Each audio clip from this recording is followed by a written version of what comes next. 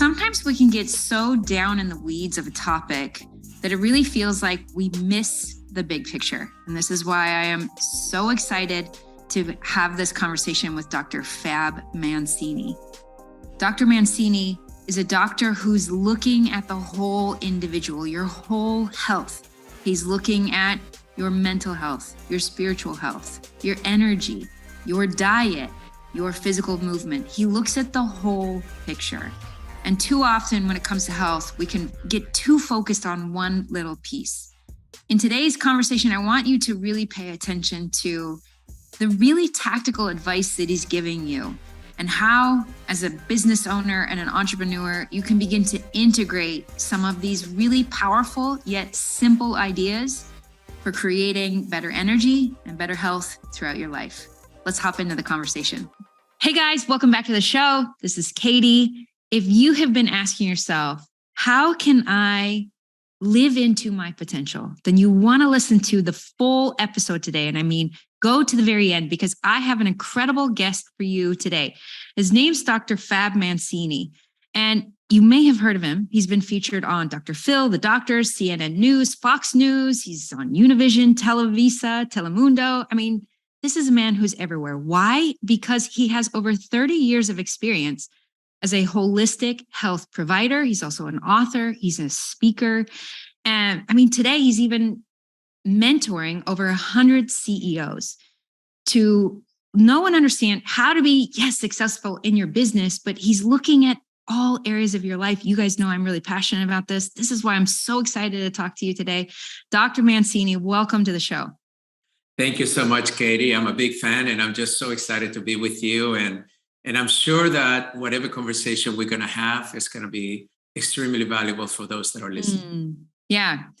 Well, I am so excited to dive in, as a entrepreneur and as a woman who's given birth 4 times. I've talked to a lot of different doctors in my lifetime, and it's interesting. Not everyone's the same. And what I was always looking for is a perspective similar to my own perspective. And I see that you and I share some of that in common. And I'm really curious, what is the story of the experience in your life that helped you have this really unique perspective that you have on health and life?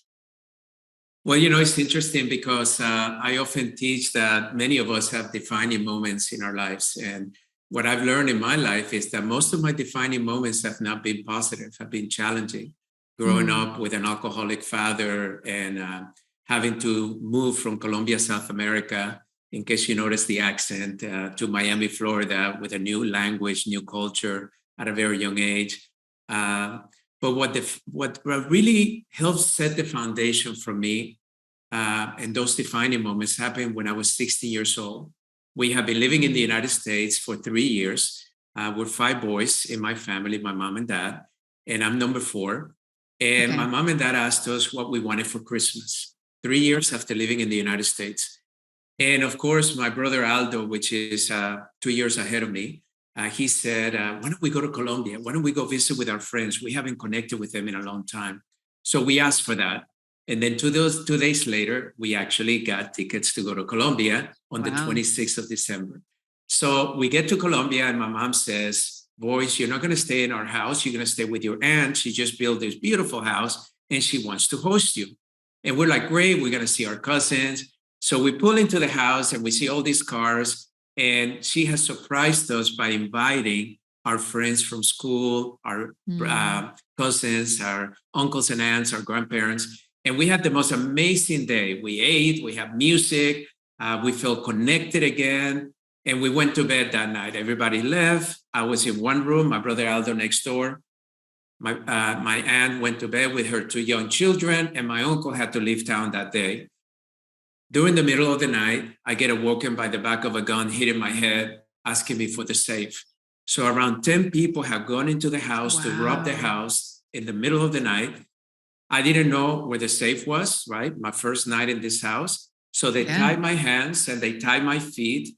And because I tried to yell, they took my socks off and put them in my mouth, and they kept hitting me, and they would take the socks off. And then they asked who was next door. I said, my brother. So they went there and they came back with their hands full of blood. They said, we killed your brother. We better tell us where the safe is. I'm like, this is the end. And then by some Yeah. miracle, the neighbor called the police, heard the commotion. They fled. We were taken to the hospital. I was okay, but all bruised. My brother Aldo had 27 stitches in his head, but he was alive. Wow. And I sat that night in that hospital, recognizing that at 16 years old, my life could have been over. And this is the Mm. lesson that I learned. Ever since that night, I made a promise to myself to not go to sleep, to go to sleep every night, not expecting to wake up. And I wake Wow. up every morning, not expecting, with gratefulness, that I have one more 24-hour day. And that led me to what Eckhart Tolle wrote about called the power of now, the present time consciousness, which another one of my mentors, or Wayne Dyer, used to call it the present. And the message that I learned is that every opportunity comes from this moment. It doesn't come from what happened yesterday, and it will never come from what happens tomorrow. It always comes from this moment. So let's apply that to health. How I apply that to health is when people say to me, what does it take to be healthy today, right? And I always say it's a very simple question. Every day you have to make choices about what you eat, about what you do, about what you drink, about how you spend your time, who you spend it with. You ask yourself the question, is the choice that I'm making today better than the one that I made yesterday, so I can lead me to a better tomorrow? And you're only going to be healthier tomorrow based on the choices you make in this moment. If yesterday I ate that pizza that made me a little bit sick and bloated and inflamed, maybe today I'll choose to go for a salad or maybe something less inflammatory to my body.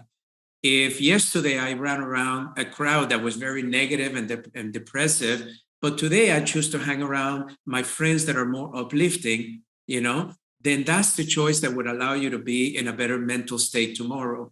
So the choices we make, how we define this moment, how we choose this moment is what really determines not only how healthy we will be, but how successful we will be tomorrow.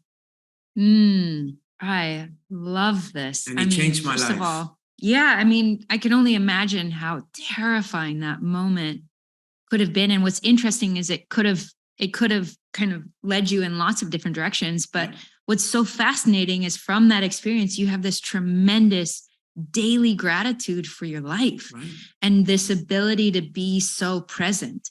And what's cool is to hear you talk about reflecting on the past. How did I feel after I ate that pizza? And then bringing it to the now and then asking, what choice am I going to make right now? And you're not even carrying guilt for having eaten pizza that one time. It's just like, oh, yeah, that didn't make me feel great. And what do I want to do right now?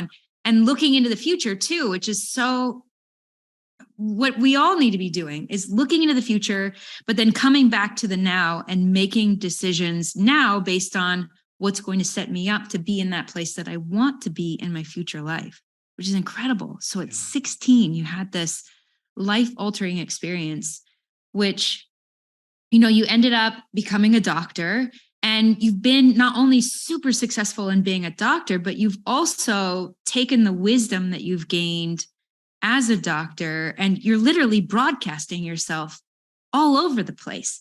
Tell me a little bit about that, because what's interesting is, you go to medical school and you learn how to be a doctor, but you don't necessarily know how to market. And even like I can imagine being a doctor would require you to be an incredible marketer, even if it's just one client. You have to convince this person to stop eating pizza and, eat things that are healthier. So tell me a little bit about that. Like, how did you develop this ability to communicate with people in a way that you influence their decisions? Well, I learned from one of my early mentors in life the fact that the best salespeople in the world, the best marketers in the world, are the ones that believe their message, their product, their services, right? So for me to become very successful as a provider, I had to live the health and wellness that I was promoting to my community, right? There's a lot of doctors that would love to talk a good talk, but then in their personal lives, they're not living it. So I always tell people that success doesn't have a gender. It doesn't have a personality. It doesn't have a culture. Success is really being authentic with who you are. That authenticity will connect you with others that will become your tribe, your customers, your followers, etc. So, like in media, you look at the most successful people that have been in media, they were the most authentic. They were not trying to prove themselves to be like somebody else. There was only one Judge Judy, right? They have been tens of judges out there for shows. None of them have even come close to the success that Judy had, because she was being authentic with herself. And even in her late 70s and 80s, she's still just as authentic and as impactful. So to me, I was blessed to learn that lesson early on. So as a doctor, my job was really communicating the hope that through non-traditional ways, so I became a doctor of chiropractic, acupuncturist, energy medicine, nutritional expert. Wow. I became all holistic. So all I wanted to do is share with people that over 90% of our healthcare costs is in chronic illnesses, heart disease, diabetes, cancer, obesity now, which has become extremely costly to us, arthritis. And unfortunately, the traditional medicines in the world can only manage a symptom, but they're not good at resolving the problem, right? So holistic health comes in and says, hey, I'm going to look at the root cause of the problem. And there's two root causes to every health problem. Our mindset, the way we look at an illness, I can either be victimized by a diagnosis, or I can use that diagnosis to propel me to say, there's more to me. My body has a great healing ability. And the second thing is what we do every single day. So give you an example. In genetics, right, it was thought that if you had a gene that, let's say your mother and your grandmother had breast cancer, you will wake up thinking, maybe one day I'm going to get it too, right? What we learn is that genetic makeup is less than 10% of the possibility of an illness ever showing up. Wow. Less than 10%. But then 25 years ago, we discovered something different. It's called epigenetics. Epigenetics is the environment around the cell, not the gene, but the environment around the cells that determine how that cell is going to function. So what we teach people is if you have a gene, let's say arthritis or heart disease or whatever in your family, I want you to study the thought processes of how your parents and grandparents thought about that illness. And also, what did they do? And you're going to do totally the opposite. You're going to think about an illness as an empowerment thing. Yeah, I got diagnosed with cancer, but you know what? I'm not ready to go. This cancer is going to help me make better choices, maybe start eating healthier, start working out a little bit more, whatever the case may be, doing visualizations, meditations, whatever. And then that same illness can empower an individual to be extremely healthy, where unfortunately, it disempowers the majority of the people to be victimized to that diagnosis. So my message has been just to bring the hope. So how do I do that? By living it, by experimenting, by looking at the science and the research, by testing it out there and giving people options, so that then we can see which one is going to fit best for them. I love this insistence that you live the principles that you teach. And it goes back to what you're talking about, the authenticity and what happens when we live authentic to ourselves. And I would imagine living authentic to your message, how that then empowers your message. And to your point, delivers that hope that then causes people to look at things, their life, their situation, their circumstances differently and show up differently. There's so many things that you talked about there. Epigenetics, you talked about a genetic history and your family and mindset. And okay, so there was mindset, and the other component, I can't remember, was it behaviors, actions or environment? Okay, yeah. Behaviors. Yeah. Which like both things that are not probably people's most prioritized assumption of what's impacting their health, which is kind of wild. Like we would think maybe genetics, maybe environment. Right. And you're saying, well, you're telling me mindset and behaviors, those are two things that I have control over. Hello. Right. Like that's it's huge. An empowerment, right? So for instance, let's say that somebody diagnoses you with a condition. Then what I would ask you to do is say, okay, how can we think of this condition as a positive thing in your life, as a gift from God, as a gift from the universe to you? Do you do this as a doctor? Yeah. Oh So my word, then I I love get this. them, I get them thinking differently about it. Yeah. Because Yeah. all I want is for them not to go into the victim mindset. Once they get Yes. into victimization, very difficult to get a patient out of there. So what they Mhm. do is they become then susceptible to other people's opinions. And Yeah. that is what drives them crazy because they're not getting the answers they want, but they're letting other people dictate their future. Well, Yeah. no one can dictate our future but ourselves, right? Yeah. So then I get you thinking differently about it. I get you thinking very positive about it. And then I say, okay, now with that new thinking, what could we do differently to prevent that from ever happening again or from allowing you to resolve it? And then you start Mhm. getting creative. And now instead of Yeah. going back to the same behaviors that got you there in the first place, now you're implementing new behaviors that are going to say, you know what? I could wake up a little bit early and read an inspirational thing to start the day with hope. Or, you know what? I could take 25 minutes a day and do some walking or bicycling, or maybe even go to the gym. Or, you know what?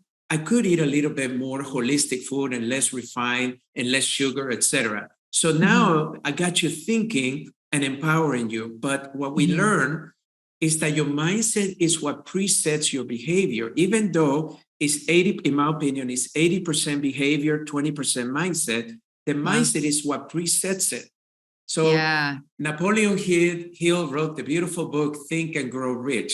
But if you Yeah. really study the book, it was only 20% thinking that got people to be wealthy. It wasn't the thinking like, okay, I'm going to think all day long that I'm going to be wealthy, I'm going to be wealthy, I'm going to be wealthy. That can only get you so far. But if Yeah. you start framing your mind and begin to change some of those belief systems that keep you from being rich, now all of a sudden it creates for you the activities to say, should I take a risk here? Should I go into this industry because there's an opportunity Mm. there? Should I change my job that is security to maybe have my own business and be able to have a better future for myself and my family?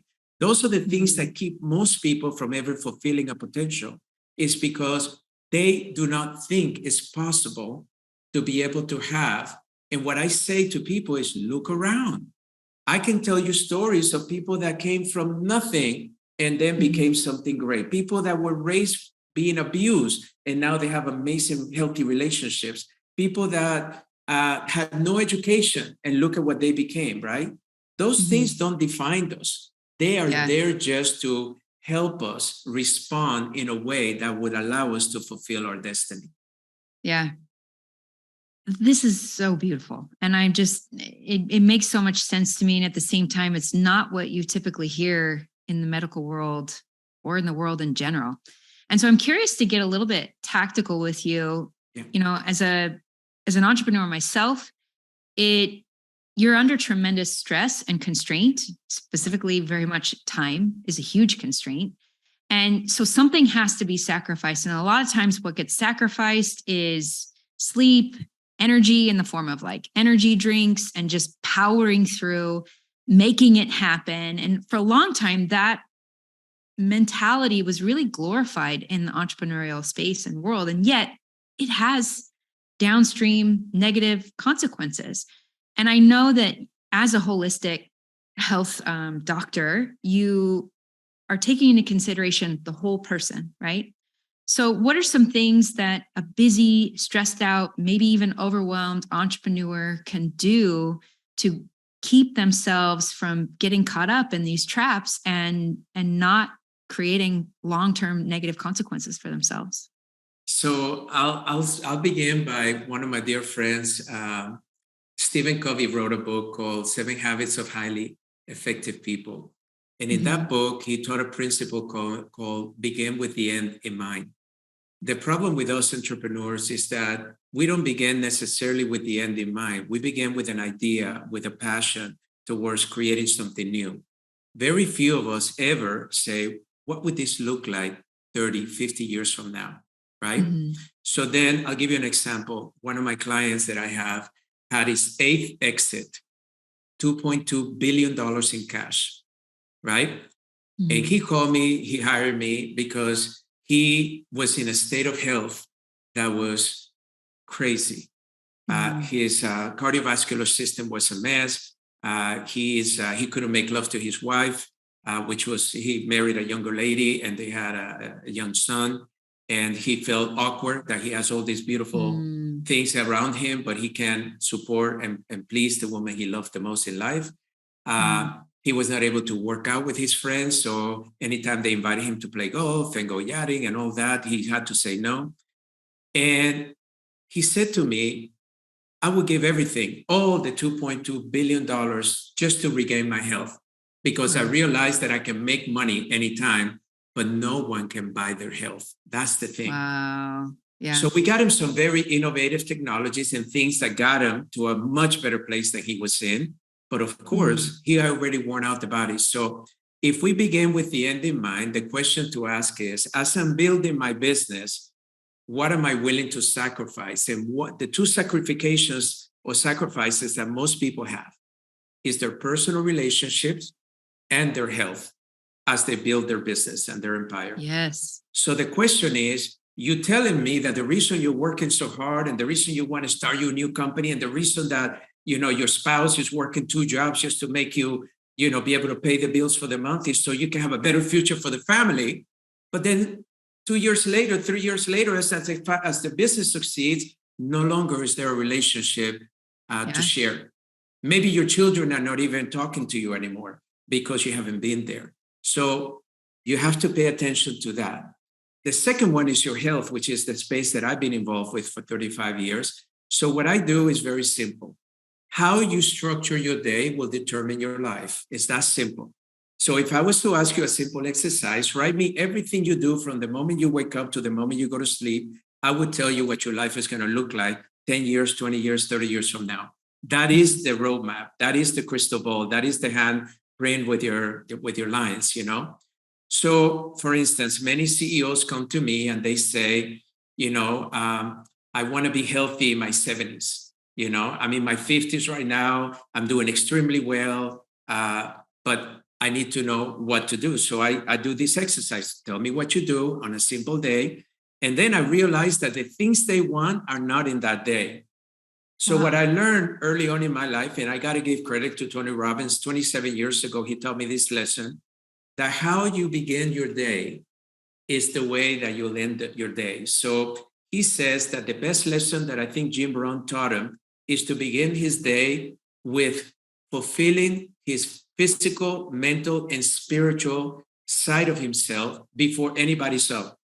So ever since then, I started waking up at 5 o'clock in the morning because the kids are still sleeping, your significant other is still sleeping. And that way, first thing I did was go to the gym, because we learned early on that your physiology can determine your state of mind. When you feed your body exercise in the morning, it actually activates your neurons, your brain cells, but it also increases circulation. It gets you to be in a state of receptiveness that is better than if you're dragging out of bed, pressing the snooze button 5 times. Yeah. What kind of day are you going to have if you start like that, right? Yeah, yeah. So I would say begin your day with you. And I'm talking primarily to the women right now. Women, I've learned over a period of time, they are the nurturers. They sacrifice themselves more than any man will ever do for the sake of others. So they get up early and they're cooking and preparing breakfast for the kids. Then they have to make sure the kids get dressed. And if they have little ones, they have to nurse them and they got to dress them and they got to change the diapers and they got to all these things. And then they got to go to work. And then the husband is demanding this, honey, can you do this? Can you do that? And it just, by the end of the day, they don't even have time for a bath. They just so exhausted, which then, of course, changes their hormones, changes their way of being, and then they just can't be any good to anybody, and they wear out. So begin the day with you. Physically, emotionally, and spiritually, spend at least an hour for you. That would be my suggestion to you. So if you want to have great health long-term, invest in you in the morning more than you've ever have. And then that'll give you the foundation for you to be able to give to those customers, family members, etc., that you're supporting. I totally align with this and started living that kind of a life about 12, 13 years ago. And I am a morning person just by nature. And some people have different circadian rhythms. So if you're not really a morning person, I know people who really come to life in the evening. Yeah. Does it have to be a morning routine? Can that happen at the end of the day? It has to be in a non-negotiable time that no one else can disrupt, even if it's your wife, your husband, your children. So for me, it was early morning. So, and the other thing that I learned about circadian rhythms and in individuals is that I'm very effective in trying to let them experience what would it be like if they went to sleep a little bit early. So what I learned is that the people that are usually the night owls are the ones that are used to sleeping late at night and they don't go to bed until midnight plus later. And then, of course, who's going to want to get up at 5 o'clock in the morning if you just went to bed at midnight or 1 o'clock? So what I do with them, I say, look, just for a week, let's do an exercise. Why don't you try to go to bed at 9:30 or 10? By 10 o'clock, I want you to be asleep. And let's just see what your body naturally does. If you still wake up at 9 o'clock in the morning or 10 o'clock in the morning, great. What I learned is most people are able to shift their rhythm. But let's say that you are one of those people that night is night for you.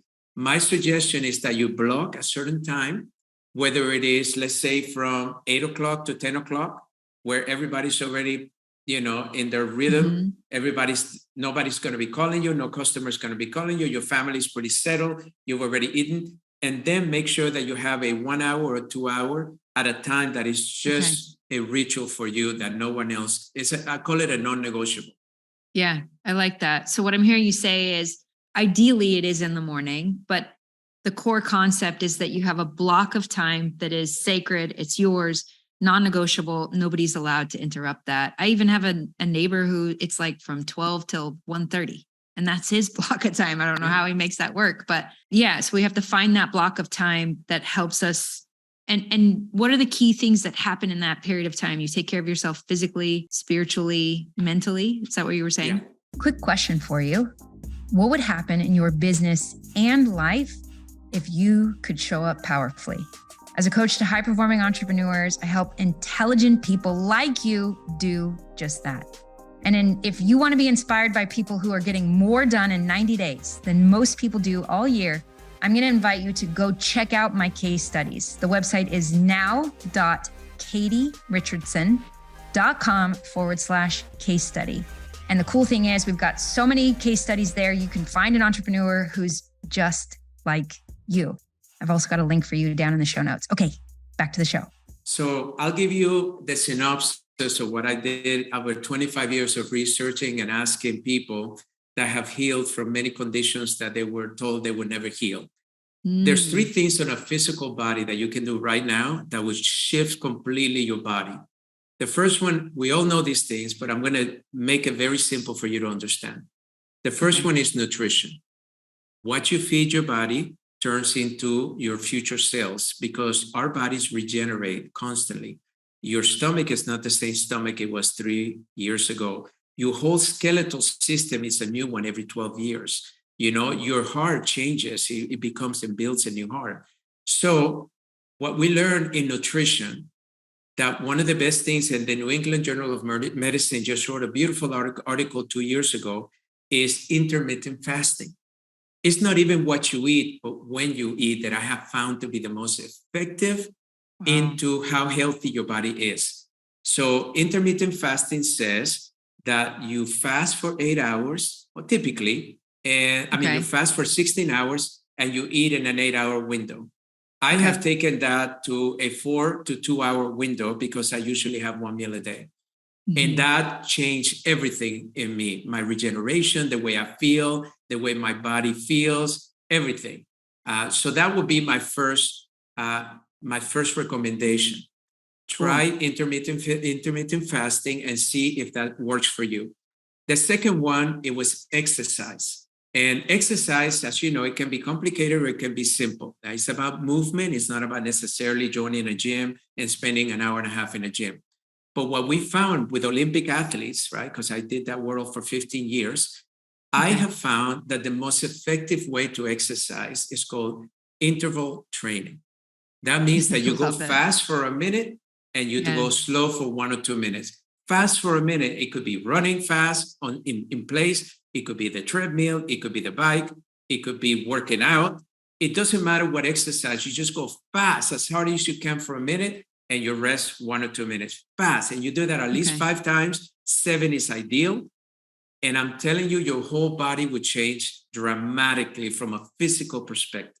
Can you give me some like literal examples of things that either you or clients and customers have experienced by incorporating this high intensity Well, the interval training, what we learned in the Olympics is that it was what allowed athletes to peak their performance physically. So when you go fast, you're burning and your metabolism goes so high. So for losing weight is one of the best things you can do because it's cutting you, it's making you very lean without pushing too much effort into your body that can potentially create injuries, right? Because there's a lot of people that go to the gym and they want to do weights, right? And they're pumping the weights and they think the weights, the problem with the weights is not the weights, it's the form that we use behind the weights. And if you put a lot of resistance in a bad form, then all of a sudden your shoulders can become predisposed to injury, your elbows, your wrists, your hips, your legs, etc. So what we find in interval training is that if you're going to do any exercise, it just allows you to physically reach your maximum potential in your leanness, but also in your ability for those muscles to react in a fast way whenever you need them to. Wow. I mean, what you're describing, strives for. Yeah. And what you're describing, it's not a huge commitment of time. What is that? Like 20 minutes, 5 circuits? 15 to 20 minutes. Yeah. Wow. And you can do it at home, right? I tell people, even in the office, you run in place and you go fast. You just run in place, or you can go down the street and just go and do laps, or run a sprint and then come back. And then the last one that we learn in the physical body is to really be open to holistic professions, such as chiropractic, acupuncture, naturopathy, homeopathic, energy medicine, because all of these professions have been validated by science. But there is still a big challenge that a lot of people think that there's no value in alternative or complementary health professions. And I spent my last 35 years studying them and looking at the science of them. And that's where we're finding the answers to the 90% of the chronic illnesses that the world is struggling with. So that's the other one that we found. Now, on an emotional level, as you know, we're going through what experts are calling the tsunami of mental health. After the pandemic, the mental health in the world has skyrocketed: suicide, anxiety, depression. So there are 3 emotions that actually allows you to fulfill your health potential. The first one is gratitude. We talked about that. Gratitude sets the tone for your body to receive. Why? Because you're appreciating what you have. I may not be my ideal weight, but you know what? I'm okay. I may be having some symptoms, but I still can move around. I'm not in a bed, bedridden. So gratitude is about appreciating what you have and not always be in this constant state of mind of wanting more. And it applies the same for your physical body. So talk to your body and say, I'm healthy, I'm youthful. My heart is functioning perfectly. See the good in it and remind your body that that's where you're focusing in. The second one is forgiveness. Because of all the emotions that we have, forgiveness releases the past. And in the past, unfortunately, we have a lot of hangups. Some people call it baggage, right? You were raised by parents that didn't love you. They didn't support you. Guess what? They did the best they could. As a parent, I can tell you, very seldom have I met a parent that does not do the best they can. Now, granted, your parent may be somebody that is schizophrenic, or it could be somebody that has a bipolar disorder, or somebody that has a chronic depression. They're doing the best they can. So don't go living through life, right? Blaming your past, because that's what you're going to attract in the future. So what we do is we teach people to forgive anyone and everything that has ever hurt them, and release that in the past and start fresh and realize that none of that can actually impact me emotionally anymore. Yes, I know that you had your boyfriend when you were 16 that talked you into that if you slept with him, all of a sudden you were going to marry you. And then 2 months later, he's dating your best friend, right? Now, all of a sudden, that mindset can lead somebody to not trust men anymore. Yeah. Why would you want to go through life not trusting men? You will never have a healthy relationship. Now, you be more selective in the trust you put in men, but it doesn't mean that every man is going to fail you. Every man is going to let you down, because that's the mindset that is causing a lot of problems emotionally. And then the last one is the most important, and that is called unconditional love. The best way to be healthy emotionally is to love yourself unconditionally. Accept your imperfections, embrace them. Accept that where you are today doesn't mean that's where you're going to be tomorrow. That your physical imperfections, you're too short, you're too tall, you wish you had eyes that the different color, you wish you had a smaller nose. These are things you need to embrace, because you know what? Beauty is in the eye of the beholder. But what I've learned is that beauty is never a problem as long as you see yourself beautiful. Now, if you look in the mirror and see an imperfection, others will see that too, because they're a reflection of what you're experiencing. But if you see the beauty in you, look in the mirror instead of criticizing. So be patient with yourself, be loving to yourself, be kind to yourself, you know. And then spiritually, we found in the science that there were three things that really make a difference spiritually. The first one is prayer and meditation. There's so much science how prayer can help you live a spiritual, healthy life, because prayer and meditation have one thing in common. You connect with something, a source that's bigger than you, whatever that source may be for you, right? For the people that do meditations, most of them, they think of the universe, right? This abundance in the universe, a universal intelligence that you can tap into. For people that are actually faith-based, prayer is something that supports their particular faith. So that either one of those taps into a higher power that allows you to succumb the illnesses and the uh, uh, probabilities of what your case may end up being. So when I interview somebody that was diagnosed with cancer and beat the cancer, I would say, what was the difference? He said, well, I didn't want the cancer to be my life sentence. I realized that I'm a faith person, so I have people pray for me. And all of a sudden I'm healed, or I pray for myself, or etc. Or I did meditations every day where I was visualizing myself healing the cancer. The second one in the spiritual world is surrounding yourself with nature. Right now, we live in a world that we're constantly indoors and we need to be exdoors. Some people in science, they call it grounding. We need to take off your shoes and you need to walk the grass and you need to walk, the beach, or you need to hike in the mountains, but be around nature. Even if it's just walking in your neighborhood, even if you go into your backyard, once you're with nature, you feel connected with something greater, and that gives you a greater healing capabilities than if you're always inside. And then the last one, and this may surprise you a little bit, is having a purpose. Oh, I love this. I put that in the spiritual because a purpose is like a compass. It's like putting the destination in your GPS. It's having a vision towards why of hundreds of millions, if not trillions of cells, sperm cells that were trying to penetrate that egg. There was only one, and that made you. That makes you unique. There's no one else in the world like you. So why are you here, occupying space? What are your dreams? What is it that you said, I want to do this one day, but other people talked you out of it? So I remind people that having a purpose is critical to have a spiritual, healthy life. You have to have a reason why you're here. You have to have a purpose for waking up every morning. And that purpose shouldn't be about you. It should be about the contributions that you can make to others. And when you have a purpose that big, I promise you that spiritually, you're going to be very healthy and connected. Are you open to sharing your purpose and what drives you, what that future vision North Star looks like for you?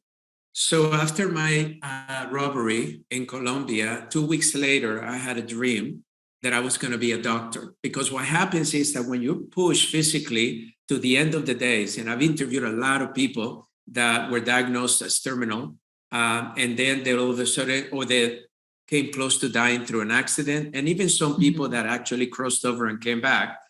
And one thing that you find in common is the fact that when you go through those experiences, life tends to reveal itself in a much different perspective than otherwise. So in mine, it showed me my future, that I was going to be a doctor. I didn't know what kind of doctor, but I was going to be helping. So my purpose in life from that moment on has been to support the health of humanity. And probably the reason that I made so many contributions in that space of wellness and holistic healing, integrative healing, functional medicine, all of that space. And then as I got older, I was sitting in a seminar and there was a speaker talking about writing your purpose. And the exercise was very simple. You take a legal pad and you write down all the things that you think your purpose is, and you feel it. And then you take some time and you scratch the ones that are not the priority until you come up with one. And once you have one, then you made that your purpose. That's the way he goes through the exercise. Mine took 2.5 hours to go through it. And I did that when I was 24 years old. Okay. And my purpose ended up being, you ready for this? To unconditionally learn to love myself so I can unconditionally love others. Because I've learned that there's no greater purpose than loving yourself unconditionally so you can receive the love of others, but also be able to abundantly love others unconditionally.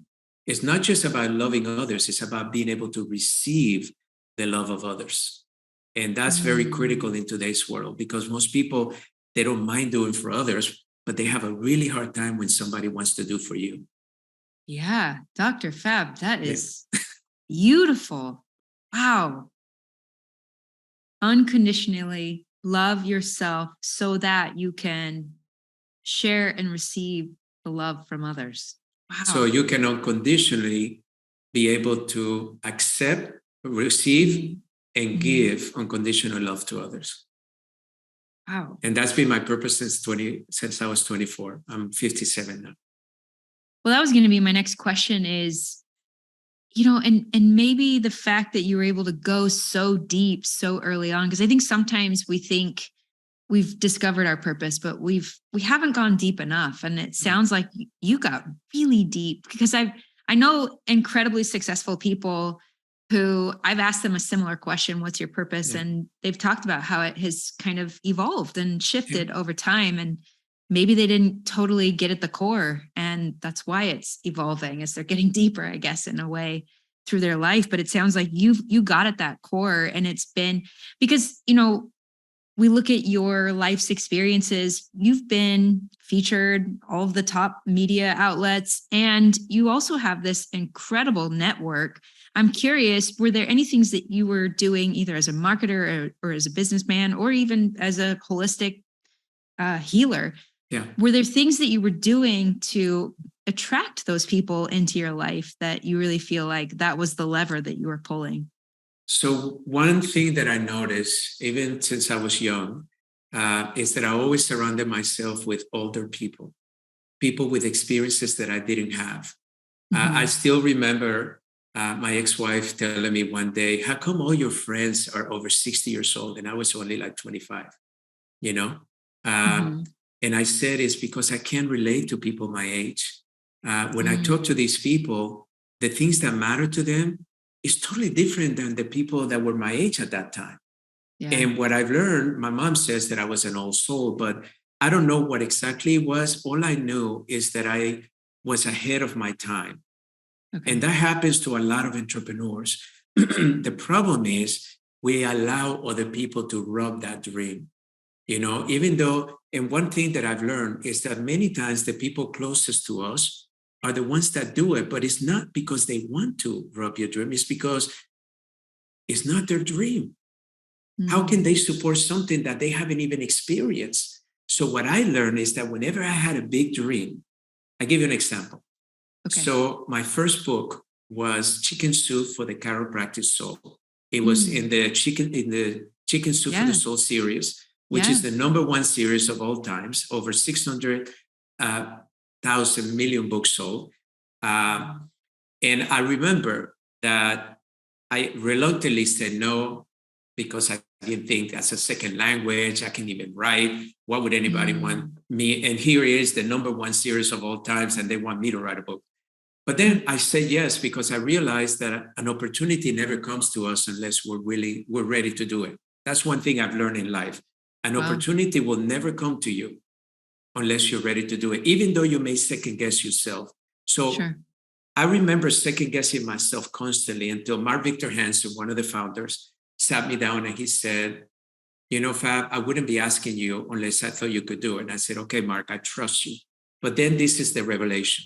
I said, oh, we got 80,000 chiropractors in the United States. We're going to sell 80,000 books. You know, I mean, we're just going to make sure every chiropractor buys this book. And Mark says to me, Fab, we're not interested in writing a book with you for 80,000 people. We're after the 40 million patients and their friends and families. You see, he took a very limited concept to something much bigger. Why?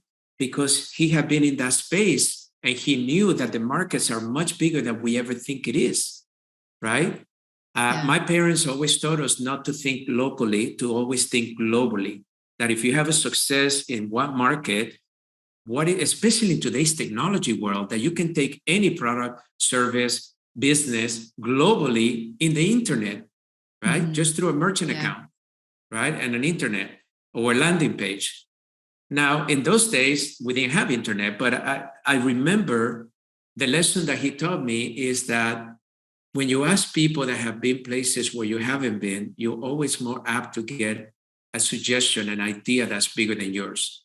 Because our belief systems come from two things, our experiences and our realities, right? What we have done in the past and what we're currently living. So for somebody that's making $100,000 a year to think that they could be $1 million a year, many times it's hard to conceive. So what I did is that I go interview the people that are making $1 million a year and say, hey, do you mind asking you, how did you do it? You came from such a lower background than I have. How did you do it?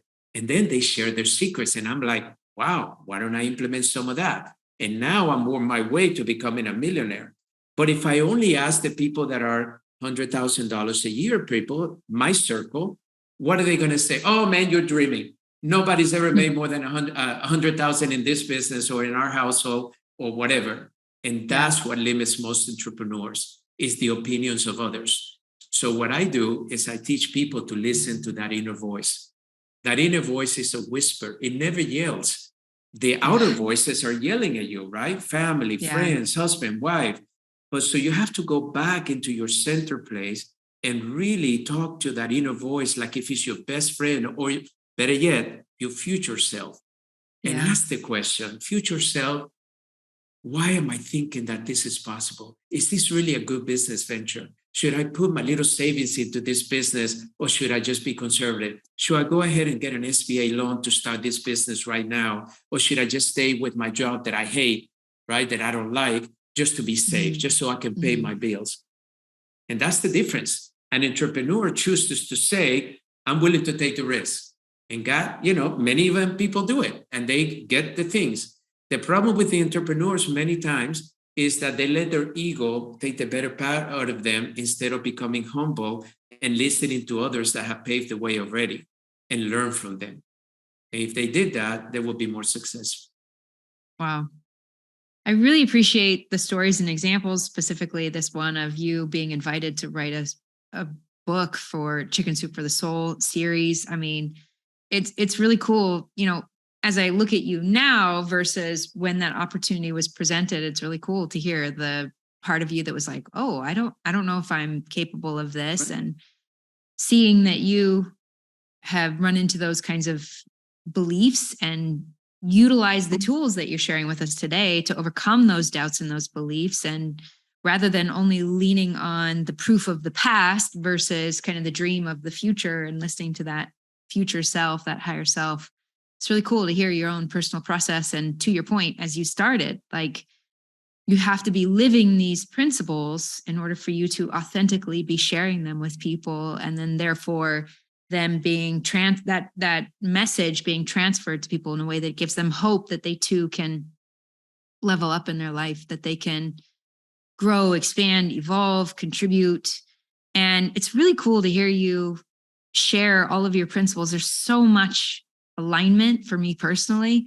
And it was really cool to hear kind of some of your stories and examples, because like I can remember those experiences of my own that taught me that principle. And they're actually really similar. It was really wild to hear your stories and examples.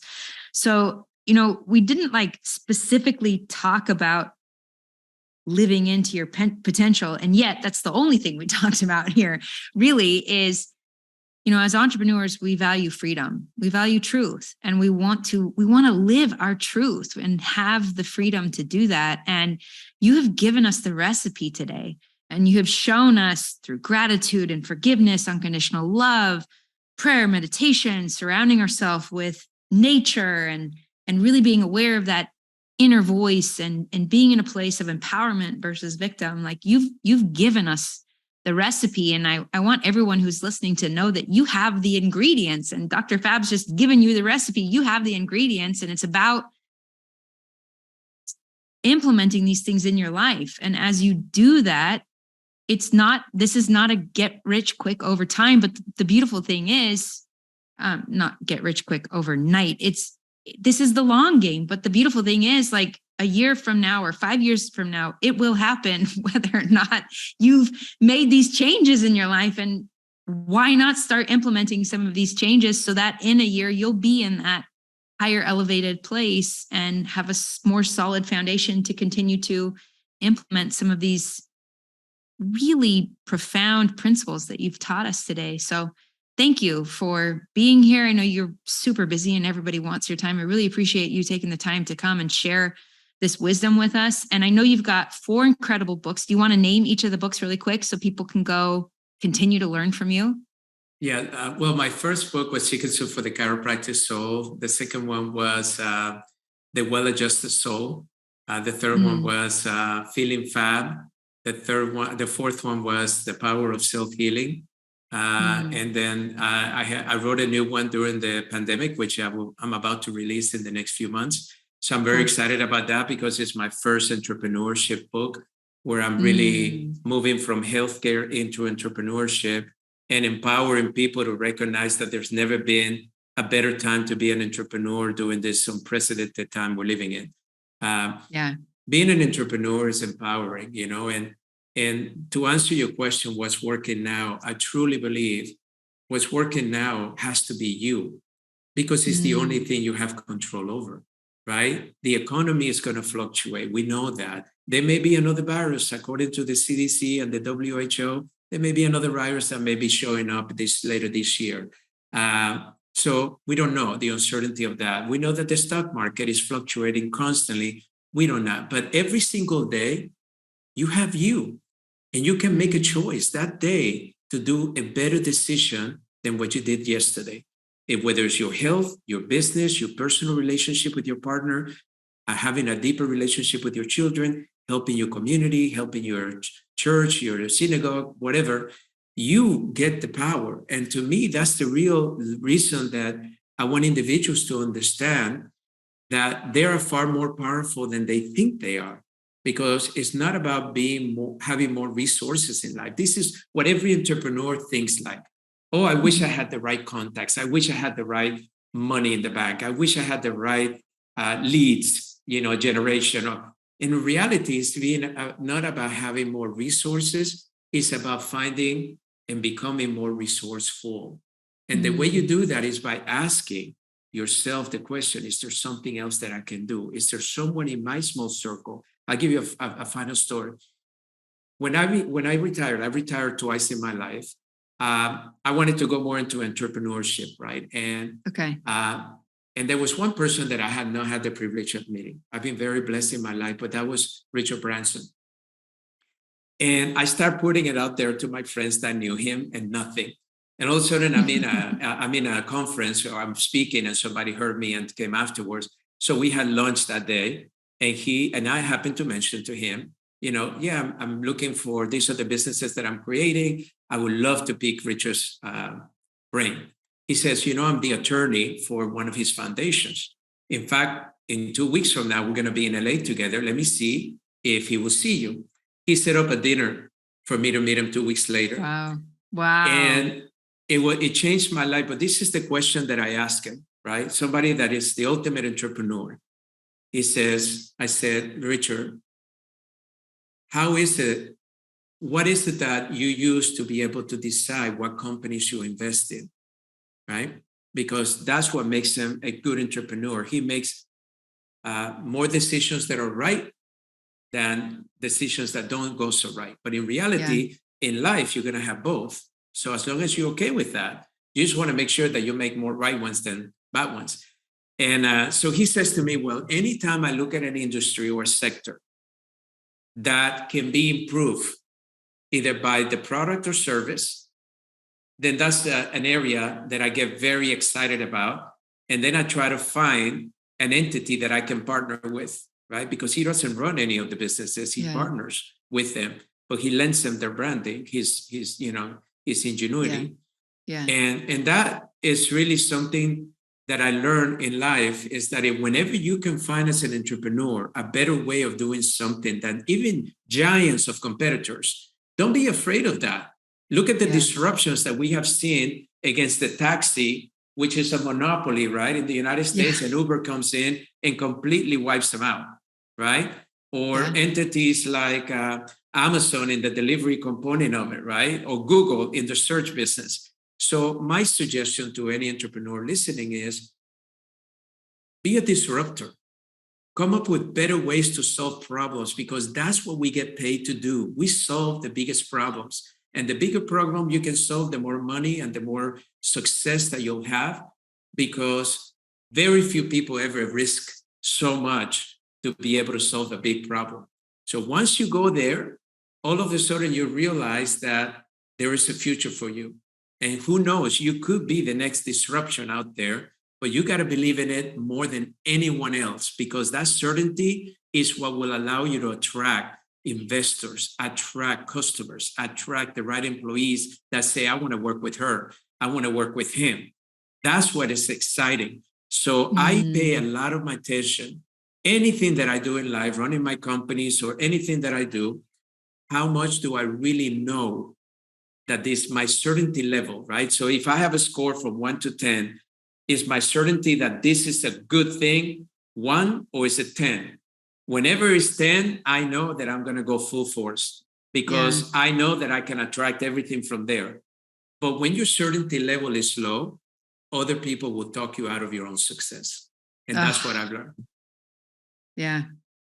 What's working now is you. I love this. I love this. It's something that we actually have control over. And to kind of continue the lesson that you learned from Richard Branson is be that disruptor, create the innovative solution, disruptive solution to a problem. Sometimes what's funny is they might feel like they're in plain sight, but nobody's doing it. So maybe I'm missing something. And no, that's your chance. That's your opportunity. And what's so cool is to hear that from you, somebody who's played on a very large global scale in many different industries. And you're sharing that message that there's an opportunity for all of us to be that disruptor, and from a place where we have control. I love this. Love this. This is incredible. The lesson that I leave you with is this. Yeah. I push myself to be uncomfortable, because only an uncomfort will grow. Yes. So what I try to teach people is to get so uncomfortable that you're comfortable is the key to life. Yes. It doesn't matter if it's your relationships. It doesn't matter if it's your business. Get uncomfortable. Yeah. Because in that uncomfort, you open yourself for an opportunity to be tested, to think differently, to be challenged, right? To get out of your comfort zone, to dispel some of the old beliefs that you were raised with, right? So I find that as an entrepreneur, we have to embrace that uncomfortable feeling instead of fighting it. Oh man, this is so tough. This is so rough. I can't believe I haven't taken a vacation in 2 years. That's a choice, right? Yeah. But the grind that people call about being an entrepreneur and how hard it is, my dad taught us very early on in our lives, that when you do what you're passionate about, it will never seem like work.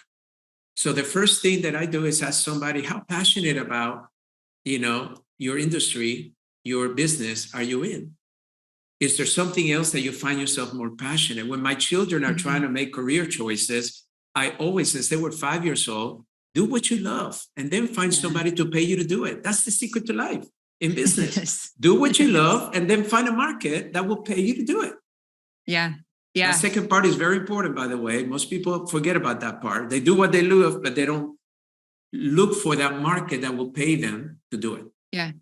Do what you love, and to your point, do it in a way, in a style where you're pushing yourself outside of that comfort zone, breaking those old beliefs, breaking that programming, so that you can be in that zone, in that space, helping people in a way that you love and that you're passionate about. But you've got to break out of that comfort zone in order to really get to that level where it's rewarding, it's fulfilling, and it's filling up your energy, your life, you're thriving.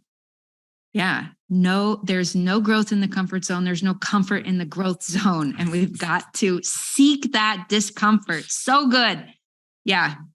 Dr. Mancini, this has been personally an awesome, rewarding, enlightening, exciting conversation. What platform are you most active on if people want to go follow you?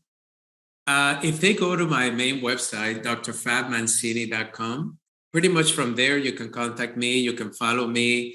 I have a video newsletter. I created a newsletter that I include video of a motivational every week. I give you some great tips on how to deal with some of the biggest challenges that we're facing today, but also share some great tips on how to live to your potential, not only in your health, but in your life. And you can pretty much find everything in that site. And then from there, you can go to all of my social medias, whether it's Instagram, Facebook, YouTube. There's so many resources out there. But the important thing is to if there's anything that I say that inspires you, do something with it. It doesn't matter if it's one small little thing, because many times it takes one action step to really get you into the right path. And many times we just hesitate in taking that action step. We say, oh, I'm going to do this one day. I'm going to do this one day. And you never do it.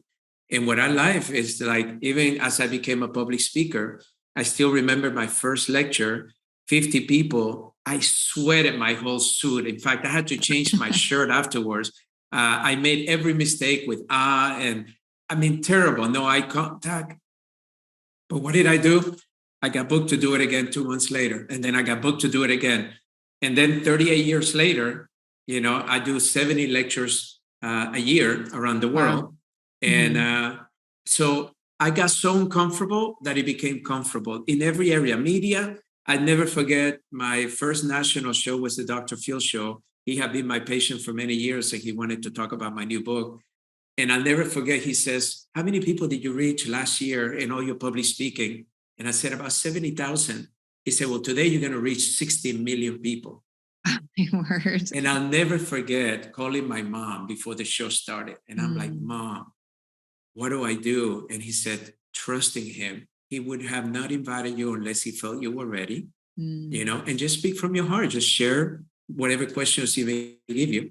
And that's what happened. And because of that show, I became a regular on that show, and the doctors and Fox News found me, and CNN, and I started doing all this media to the point that I may be doing my own show in the next year. So get uncomfortable is the key. Get uncomfortable. Dr. Fab Mancini, this has been a beautiful conversation. Go follow him on social media. I mean, if you flip through your TV long enough, you'll find him. He's on all of these shows. He's got some of his own shows.